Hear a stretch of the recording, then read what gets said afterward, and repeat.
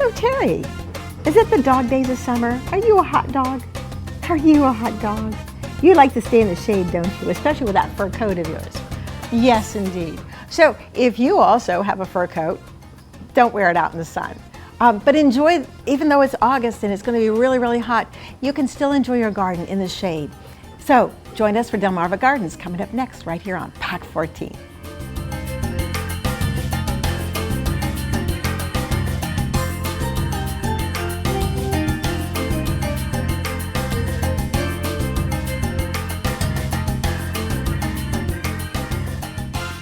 You know, I absolutely love hostas. There are a couple of things that they absolutely need though. They need to have shade and they need moist soil. Well, I live in an area where there's a lot of sand. As a matter of fact, I have a lot of sandy loam everywhere. So even when I plant trees, I have a dry shade garden instead of a moist shade garden. And these guys like moist shade. So what I did is I went ahead and kind of created what they call a small niche area. So I rearranged some of the ingredients to make this better. So this has got improved soil. A lot of compost is in here for these hostas, but also the rain falls off of both the house and the breezeway and it drips right here on these hostas. Now, because they're not in sun, the water doesn't evaporate very quickly. The plants pull up a lot of the water and any of the nutrients and all that, so there's no water sitting here at all, which is good for the foundation. But also, it makes the hostas really, really happy. What I love about hostas is not only the foliage, but the flowers.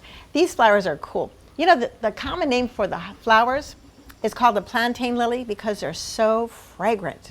But I just love the fact that they're beautiful like that. Great for butterflies and hummingbirds. Now, one thing that's a little different about having this niche garden is that this one right here is called guacamole. I totally love the leaf.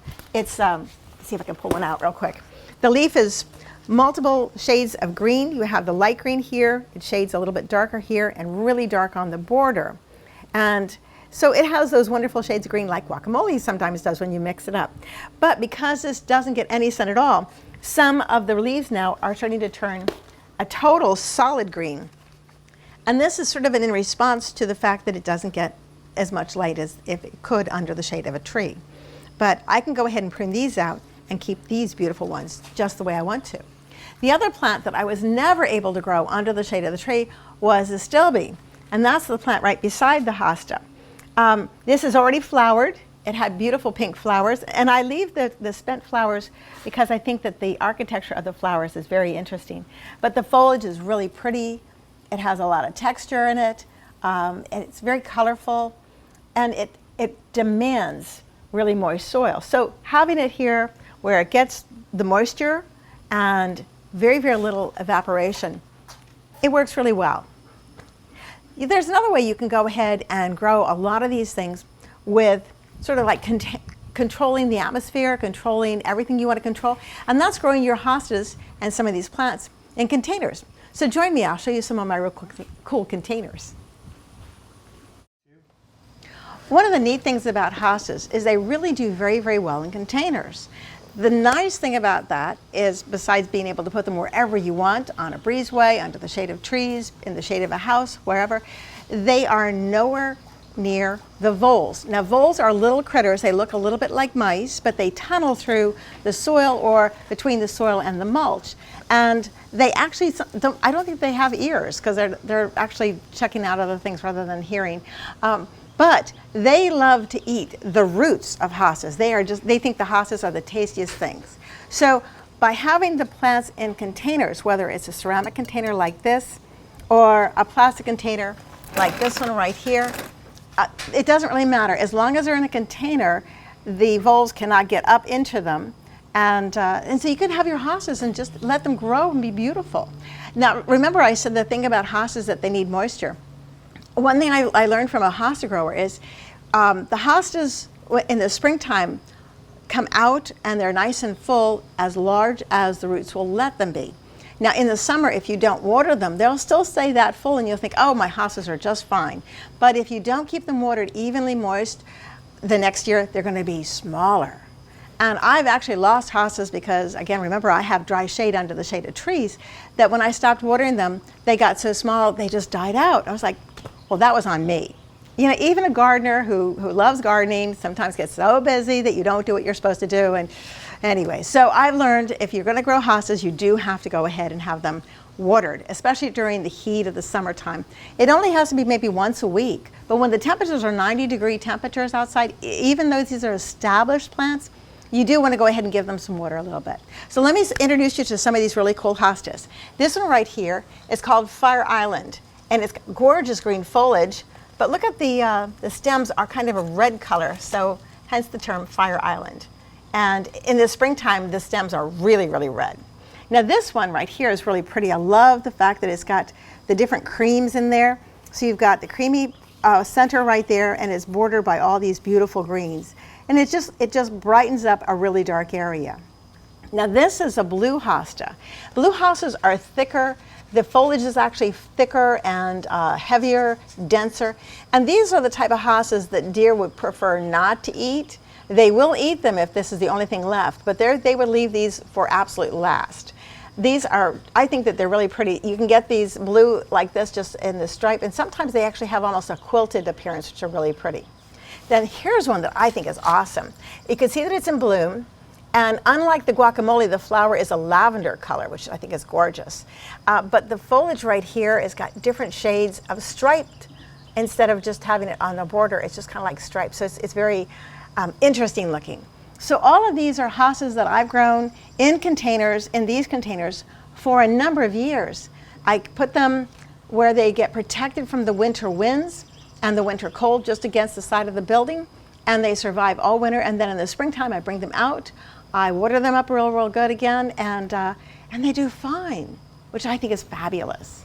Now I've got some other plants I want to share with you. They're also in containers. Let's take a look. Another little shade garden.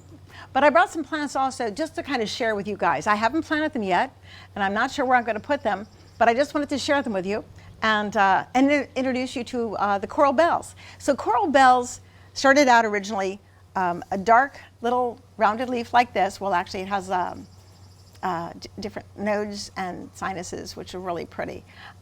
But then they've gone ahead and started playing with the colors. This one is a little bit more purple underneath. Isn't that cool?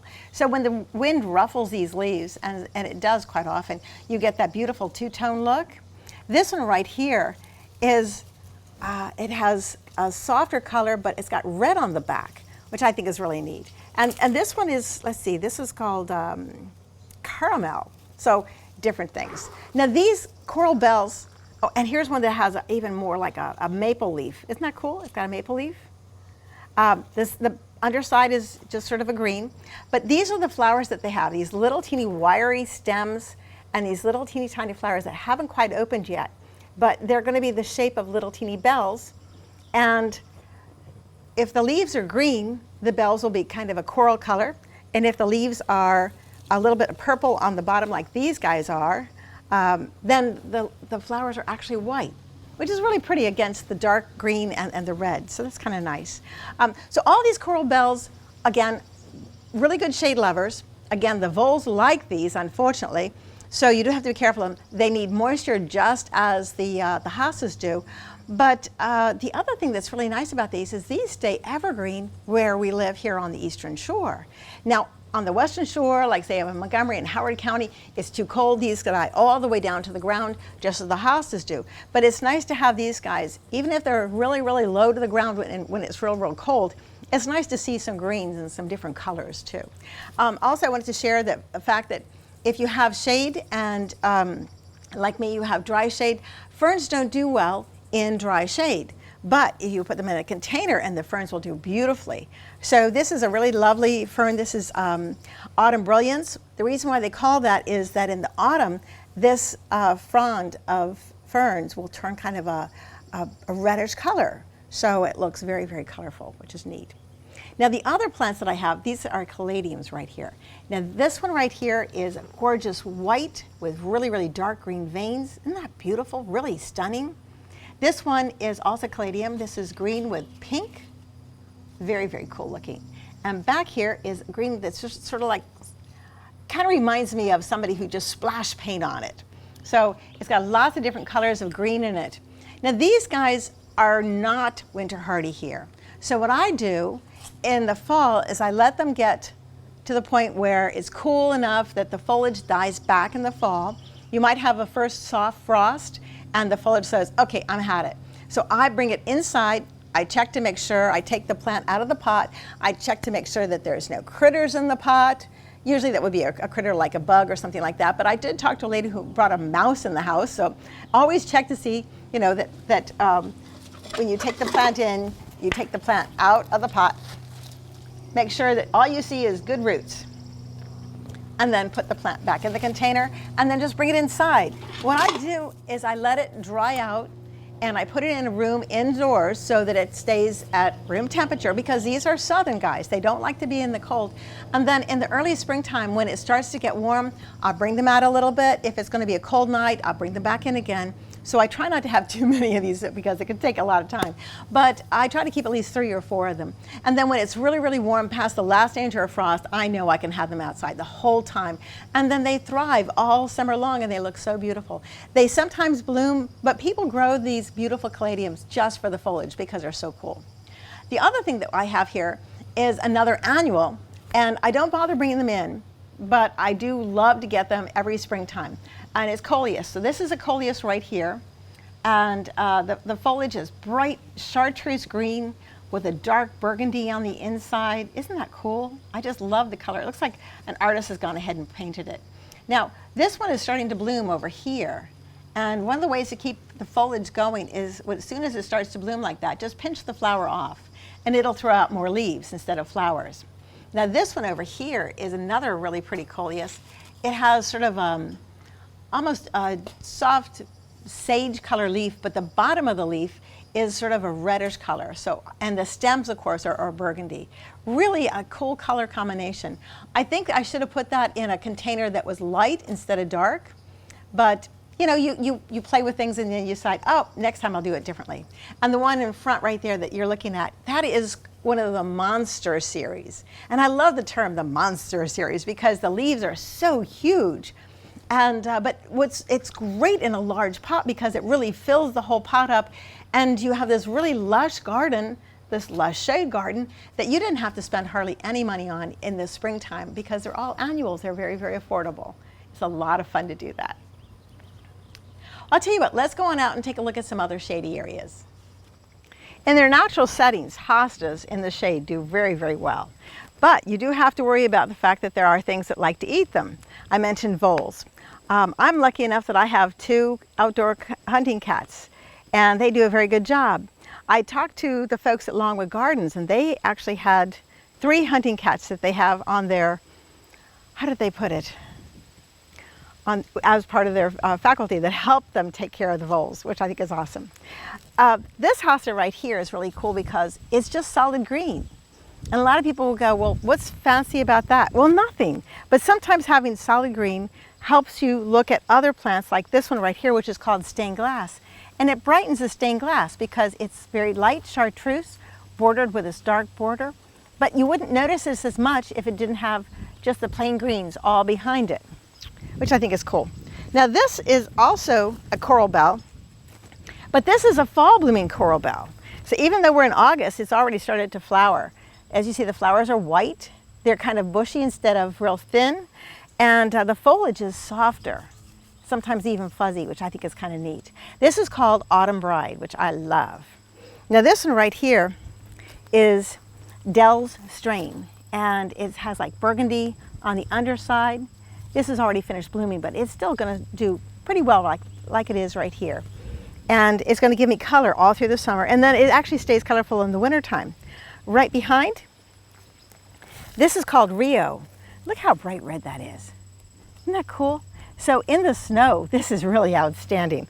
I truly love it. This one right here is a coral bell too. What I should really is prune off all of these dead stems. You know how when you're in the garden you say, I should do this. Well, as soon as you get into the garden, you start doing it. So that's kind of cool. This one is Delta Dawn. Again, really pretty coral bell. And come up here, and these are woodland geraniums. Now they don't look like much right now, but in the early springtime they have beautiful blue flowers, which are beautiful. And right now they just give a little bit of a ground cover. They can go ahead and spread. And right now I certainly don't mind that. What helps them keep them from spreading too much is that the soil is so dry.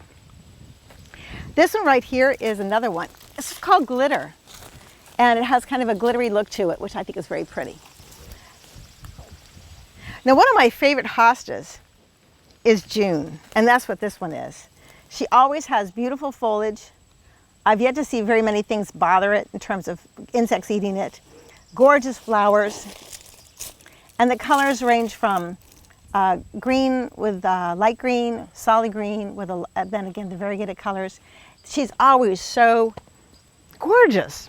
So I have about 6 or 7 Junes because she's so good. Over here, this one right here, this is called Golden Tiara. And this is the one that is very delicate. If I don't water it, it goes away, which is really bad. Now, how do you prune these back? You can't just snap them off because the stems are pretty hard. So you just take your clippers and prune them out.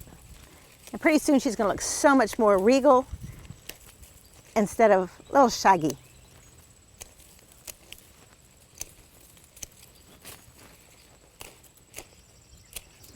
There we go. Whoop, one more.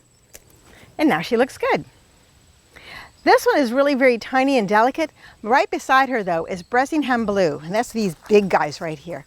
So look at the size of these leaves. They're huge. They're called Bressingham Blues because they have a little bit of a blue color to them. And remember I said that the other one was blue, but it wasn't quilted? This one, you can see the leaves are slightly quilted. So they still have the veins like this, but the veins are kind of buckled, and that gives them that quilting color. These, again, are the ones that the deer are not necessarily fond of. Now, this is already finished blooming, so I really should go ahead and cut these back too. Sometimes you can go ahead and cut down perennials and they'll bloom again, but hostas usually have that one time of bloom, and that's it. But when you do this, they just end up looking so much better. There we go. And then you can go ahead and sweep them all up and clean up your garden. There's always something to do in the garden, isn't there? Let me share a couple more that I just absolutely love. This one is called Great Expectations. And again, I seem to gravitate toward the variegated foliage, but this one's got really beautiful quilted foliage too. Just think it's just so cool looking. It does have a few nibbles in it, but that's okay. This is an interesting one. This is called White Feather. And in the beginning, when it first comes out, the foliage is completely white, like that. And then as it matures, the white goes from white to green, like that, and then goes solid green. But it's really neat in the early springtime when it's completely white. Well, I hope you enjoyed this stroll through my gardens. As you see, I have plants that grow in the shade under the trees, and they are protected, but if you don't have that sort of protection, just remember you can go ahead and plant a lot of beautiful shade-loving plants under the shade of trees or in the shade of a porch or a patio. All you have to do if they're in a container is remember to water them at least once a day, sometimes every other day, depending on how hot it is, how windy it is. And then you can just sort of sit back and relax and enjoy your garden. So thank you for joining me for Delmarva Gardens right here on Pack 14.